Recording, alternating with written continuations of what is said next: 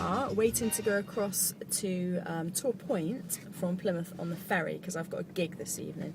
Now I appreciate my face is a bit whited out here because the sun's right in the way, but I just thought I'd shoot this little video because something funny happened to me yesterday, so I'm going to tell you a little story, okay? On Thursday night I had a coaching session with my super amazing coach, and he told me that in the interests of furthering my business I need to get along to a lot of breakfast meetings, like breakfast business meetings. So this was about 8 o'clock in the evening. So when I finished the call I went online and searched around for breakfast meetings in my local area.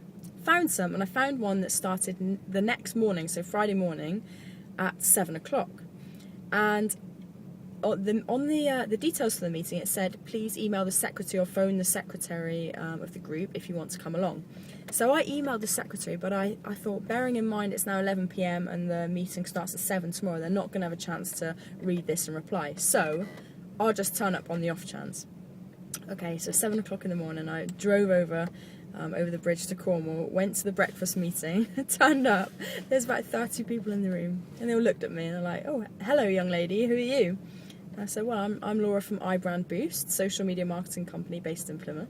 They said, oh, okay. So they said, well, we don't normally allow kind of just, you know, random people to come in, but I said, well, I emailed the secretary, but obviously didn't have a chance to read it. So anyway, the upshot was we each get a minute to pitch our business and the benefits that it may have to other members.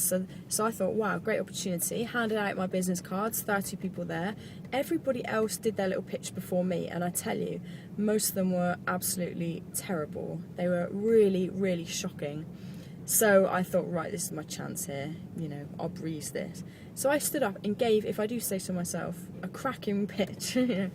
I talked about Google taking over YouTube and, you know, the benefits of video marketing and why we all need to have a YouTube channel. You know, I was concise, but it was good, I was clear. Most people kind of mumbled and, you know, they were not convincing what they said. My pitch was good.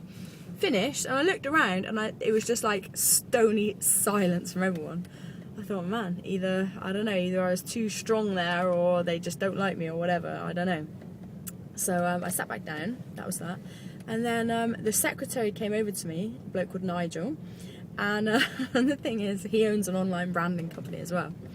So he kind of, in quite polite terms, said that basically I wasn't welcome there and I shouldn't have come along because there's only space for one type of industry or one type of business at these breakfast meetings. So basically I was kind of in competition with him and there was an overlap, so for that reason I was not welcome. So I kind of took it with good grace and just kind of laughed about it. I said, okay, right, so, you know, I won't be welcome back here again then. He said, no, well, it's not that, it's just, you know, there's only room for one or two of us, you know, in this meeting.